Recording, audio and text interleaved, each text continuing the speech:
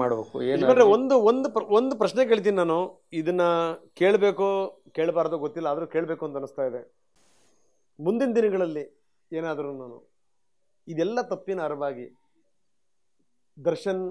ದರ್ಶನ್ ಕುಟುಂಬ ಬಂದು ನಮ್ದು ತಪ್ಪಾಯಿತು, ನಮ್ಮಿಂದ ಏನಾದರೂ ತಪ್ಪಾಗಿದೆ ಕ್ಷಮಿಸಿ ಅಂತ ನಿಮಗೆ ಕೇಳಿದ್ರೆ ನಿಮ್ಮ ಇದು ಏನಿರುತ್ತೆ ಸರ್? ನಾನು ಯಾರನ್ನೋ ದೂಷಣೆ ಮಾಡೋಂಥ ವ್ಯಕ್ತಿ ಅಲ್ಲ ಸರ್, ನಾನು ಹೇಳೋದು ನಾನು. ಆದರೆ ಅದನ್ನು ಅವ್ರು ಪಶ್ಚಾತ್ತಾಪ ಪಟ್ಕೋಬೇಕು, ಅದನ್ನು ತಪ್ಪು ಅಂತ ಅವರು ಮನವರಿಕೆ ಬರಬೇಕು. ನಾನು ದಿನ ನೀವು ತಪ್ಪು ತಿಳ್ಕೊಬೇಡ್ರಿ, ನಾನು ಪೂಜೆ ಮಾಡಬೇಕಾದ್ರೆ ಒಂದು ಹಾಡು ಹೇಳ್ಕೊಂತೀನಿ, ಅದು ಸರ್ಪಭೂಷಣ ಶಿವಯೋಗಿಗಳು ಅಂತ ಕೇಳಿದಲ್ಲ. ಅದು ಏನಂದರೆ ಅದರ ಒಂದು ಏನು ಬರುತ್ತೆ ಅಂದರೆ, ಬಿಡು ಬಾಹ್ಯದೊಳು ಡಂಭವ ಮಾನಸದೊಳು ಎಡೆಬಿಡಿದರು ಶಂಭುವ ಅಂತ. ಮನಸ್ಸಿನಲ್ಲಿ ನೀನೇನು ಬೇಡ, ಮನಸ್ಸಿನಲ್ಲಿ ನೀನು ಮಾಡು. ಅದರ ಏನೇನು ಹೇಳ್ತದೆ, ಜನ ನಿನ್ನನ್ನು ಮೆಚ್ಚಿದರೆ ಶಿವ ಮೆಚ್ಚುವನೇ, ನಿನಗೆ ಅದೇ ಅರ್ಥ ಹೊಡುತ್ತೆ. ಜನರೆಲ್ಲೋ ನಿನ್ನನ್ನು ದೊಡ್ಡಾತನೆಂದರೆ ಚಿನ್ಮಯ ಶಿವನೇನು ಅರಿಯನೇ ಮರಳೆ ಅಂತ. ಜಗತ್ತಿಗೆ ಈಗ ದೊಡ್ಡನಂತ ಎಲ್ಲರೂ ಹೇಳ್ತಾರೆ, ಅದು ದೇವ್ರಿಗೆ ಗೊತ್ತಿಲ್ವಾ? ಮನದಲ್ಲಿ ಶಿವ ಮಾನವ ಮಾಡಿಕೊಂಡಿವ, ಮನ ಮೆಚ್ಚಿ ನಡೆದರೆ ಶಿವ ಮೆಚ್ಚುವ ಅಂತ.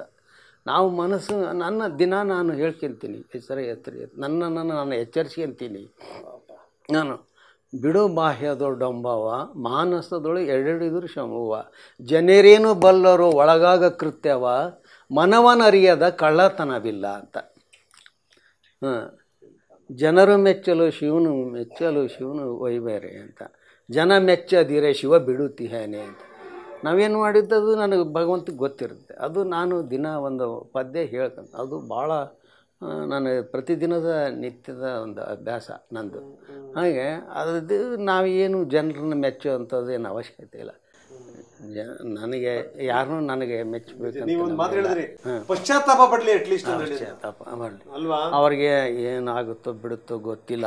ನನ್ನ ಏನಂದರೆ ತಪ್ಪಿದವರಿಗೆ ಶಿಕ್ಷೆ ಆಗಬೇಕಷ್ಟು. ಯಾರು ತಪ್ಪಿದ್ರಂತ ಕೋರ್ಟ್ ತೀರ್ಮಾನ ಮಾಡುತ್ತೆ, ನಾನೇನು ಹೇಳಲ್ಲ. ಯಾರು ತಪ್ಪಿಸ್ತಿದಾರೋ ಅವ್ರು ಶಿಕ್ಷೆ ಆಗಬೇಕು.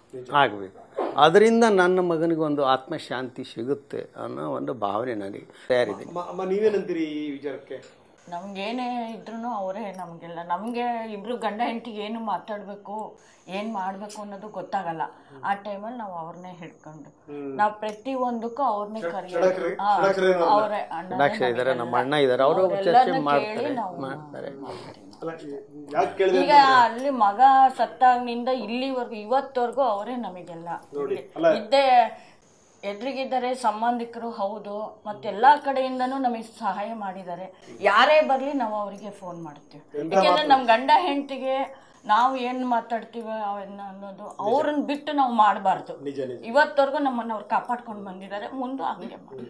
ಯಾಕೆ ಅಂತಂದ್ರೆ ಒಂದು ಸಂದೇಶ ಹೋಗ್ಬೇಕು. ಈಗ ಬರೀ ಶಿಕ್ಷೆ ಆಯ್ತು ಇದಾಯ್ತು ಅಂತಲ್ಲ, ಜೀವನ ಪರ್ಯಂತ ಶಿಕ್ಷೆ ಅನುಭವಿಸುವಂತವ್ರಿಗೆ ಏನು ಅನ್ನುವಂಥದ್ದು ಇದೆಯಲ್ಲ. ನನಗೇನಂದ್ರೆ ಎಲ್ಲಾ ಕಡೆಗೂ ನಾವು ಮಿನಿಸ್ಟರ್ ಕಾಣಕ್ಕೆ ಅವ್ರ ಜೊತೆಗೆ ಹೋದ್ವಿ.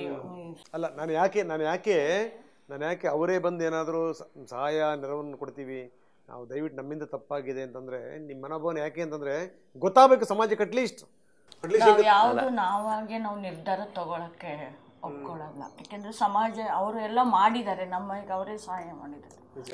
ನನಗೇನಂದ್ರೆ ಮುಂದೆ ಇಂತ ಯಾರು ಮಾಡಬಾರ್ದು. ಯಾವುದೇ ಒಂದು ಅಪರಾಧ ಆಗಿದ್ರೆ ನನ್ನನ್ನು ಒಂದು ಮಗನ ಇದನ್ನ ಎಲ್ಲರೂ ಕೂಡ ಒಂದು ಪಾಠ ಆಗ್ಬೇಕಂತ ಅಷ್ಟೇನೆ. ಆಗಬೇಕು, ಆಗಿದೆ, ಈಗ ಆಗಿದೆ, ಹೋಗಿದೆ, ತಪ್ಪಾಗಿದೆ, ಎಲ್ಲ ಆಗಿದೆ. ಅದು ಪುನರಾವರ್ತಿ ಯಾವ ಕಾರಣಕ್ಕೂ ಯಾರಿಗೂ ಆಗಬಾರ್ದು ಅಂತ ನಾನು ಹೇಳೋದು. ನನಗೆ ಇಷ್ಟೇ ನನ್ನ ಆಶೆ ಇರೋದು. ಮನುಷ್ಯತ್ವ ಇರಬೇಕು ಮನುಷ್ಯನಲ್ಲಿ.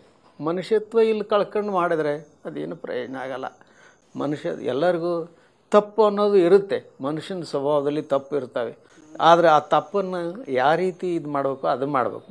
ಒಂದು ದಾರಿ ಕಲ್ಸಕ್ಕೆ ದಾರಿ ಇರ್ತವೆ, ಬುದ್ಧಿ ಹೇಳಕ್ಕೆ ದಾರಿ ಇರ್ತವೆ. ಎಂತೆಂಥವು ತಪ್ಪುಗಳು ಮಾಡಿರ್ತಾರೆ ಜೀವಮಾನದಲ್ಲಿ, ನಾವು ನೋಡಿರ್ತೀವಿ. ಆದರೆ ಎಲ್ಲದಕ್ಕೂ ಕೊಲೆ ಅನ್ನೋದು ಅದು ಅಸ್ತ್ರ ಅಲ್ಲ, ಅಥವಾ ಒಂದು ಪರಿಹಾರ ಅಲ್ಲ ಕೊಲೆ. ಅದಕ್ಕೆ ಬೇರೆ ರೀತಿ ಮಾರ್ಗಗಳಿದಾವಲ್ಲ, ಅದನ್ನು ಮಾಡಬೇಕು. ಬೇಕಾದಷ್ಟು ಸಂಘ ಸಂಸ್ಥೆಗಳು ಇರ್ತವೆ, ತಮ್ಮಂಥ ಮಾಧ್ಯಮಗಳು ಇರ್ತವೆ, ಆ ಮುಖಾಂತರ ಏನಾರ ಒಂದು ವ್ಯವಸ್ಥೆ ಮಾಡಬೇಕಂತ ನನ್ನ ಒಂದು ವಿನಂತಿ, ಎಲ್ಲ ಸಮಾಜಕ್ಕೆ ನನ್ನ ವಿನಂತಿ. ಅಲ್ಲ, ನನಗೆ ಭಾಳ ಆಶ್ಚರ್ಯ ಅಂತ ಅನಿಸಿದ್ದೇನು ಅಂತಂತಂದರೆ, ಈ ನೀವು ಮಾತಾಡುವಂಥ ಸಂದರ್ಭದಲ್ಲೂ ಕೂಡ ಎಂದೂ ಒಂದು ಸರಿನೂ ನೀವು ಗಂಡ ಹೆಂಡತಿ ದರ್ಶನ್ನವ್ರಿಗಾಗಿರ್ಬೋದು, ಅವರ ಜೊತೆಗಿದ್ದಂಥವ್ರಿಗಾಗಿರ್ಬೋದು, ಒಂದು ಏಕವಚನದ ಶಬ್ದ ಬಳಸಿಲ್ಲಮ್ಮ ನೀವು. ಎಂಥ ಸಂಸ್ಕಾರ ನಿಮ್ಮದು? ಹಾಂ, ಅವರು ಇವರು ಅಂತ ಬಳಸ್ತೀರಿ ನೀವು. ಮೊನ್ನೆ ಯಾರೋ ಸನ್ಮಾನ್ಯ ಅಂತಂದು ಸೇರಿಸಿದ್ರಿ ತಾವು. ಏನು ಯಜಮಾನ್ರೆ, ಹೆಂಗೆ?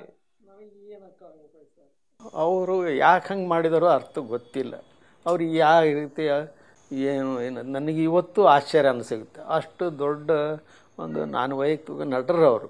ದೇಶಕ್ಕೆ ಸಮಾಜಕ್ಕೆ ಒಂದು ಪಾಠ ಹೇಳ್ಕೊಡೋಂಥ ಸ್ಥಿತಿ. ಸಿನಿಮಾ ಅಂದರೆ ಆ ಸಿನಿಮಾದ ಮುಖಾಂತರ ಜನರಿಗೆ ಒಂದು ನೀತಿ ಪಾಠ ಹೇಳಬೇಕಲ್ಲ. ಆ ಪಾಠ ಹೇಳೋಂಥವ್ರು ಈ ರೀತಿ ಆಗಿದೆಯಲ್ಲ ಅಂತ ನನಗೆ ಭಾಳ ಖೇದ ಆಗುತ್ತೆ, ಒಂಥರ ದುಃಖ ಆಗುತ್ತೆ. ಒಂಥರ ಏನು ಅವರಿಗೆ ಯಾವ ರೀತಿ ಅವ್ರಿಗೆ ಸಂಬೋಧನೆ ಮಾಡ್ಬೇಕಂತೂ ಗೊತ್ತಿಲ್ಲ. ಥ್ಯಾಂಕ್ ಯು ಅಮ್ಮ, ಥ್ಯಾಂಕ್ ಯು ಮಾ, thank you very much. So ಇದು ನೋಡಿ, ಜೂನ್ಗೆ 1 ವರ್ಷ ಆಯಿತು. ಏನಪ್ಪ ಒಂದೇ ಒಂದು ಸಮಾಧಾನ ಅಂತಂತಂದರೆ, ಈಗ ಒಂದು ಪುಟ್ಟ ಕಂದ ಬಂದಿದೆ. ಆ ತಾಯಿಗೂ ಕೂಡ ನಾನು ಆರಂಭದಲ್ಲೇ ಹೇಳಿದೆ, ಕನಸುಗಳು ಚಿಗುರು ಹೊಡೆದಿವೆ, ಕನವರಿಕೆಗಳಿವೆ, ನನ್ನ ಮಗನನ್ನು ತುಂಬ ದೊಡ್ಡ ವ್ಯಕ್ತಿ ಮಾಡಬೇಕು ಅಂತ. ಸೊ ಸಮಾಜ ಇವ್ರ ಜೊತೆಗೆ ನಿಂತಿದೆ, ಮುಂದೆ ಕೂಡ ನಿಲ್ಲುತ್ತೆ. ಎಲ್ಲ ಮಾಧ್ಯಮಗಳು, ನಾವು ನಮ್ಮದೊಂದೇ ಅನ್ನುವಂಥದ್ದಲ್ಲ, ಎಲ್ಲ ಮಾಧ್ಯಮಗಳು ಕೂಡ ಇವರಿಗೆ ನೆರವಿಗೆ ಬಂದಿವೆ. ಇನ್ನೂ ಕೂಡ ಮಾಧ್ಯಮಗಳಿಂದ ನೆರವು ಖಂಡಿತವಾಗಲೂ ಸಿಗುತ್ತೆ. ಎಲ್ಲಕ್ಕಿಂತ ಮುಖ್ಯವಾಗಿ ಅಂತಂದರೆ, ಹೋದಂಥ ಮಗ ವಾಪಸ್ ಬರ್ಲಿಕ್ಕೆ ಸಾಧ್ಯನೇ ಇಲ್ಲ. ಶಿಕ್ಷೆ ಆಗ್ಬೋದು, ನಂತರ ಹೊರಗಡೆ ಬರ್ಬೋದು, ಅಥವಾ ಶಿಕ್ಷೆ ಮುಂದುವರಿಬೋದು, ಪ್ರಶ್ನೆ ಬೇರೆ. ಆದರೆ ಅದೊಂದು ಕೊರಗಿದೆಯಲ್ಲ ಈ ಬದುಕಿನ ಮುಸ್ಸಂಜಿನಲ್ಲಿ, ಈ ವೃದ್ಧ ಜೀವಿಗಳಿಗೆ ಯಾವಾಗಲೂ ಕೂಡ ಇರುತ್ತೆ.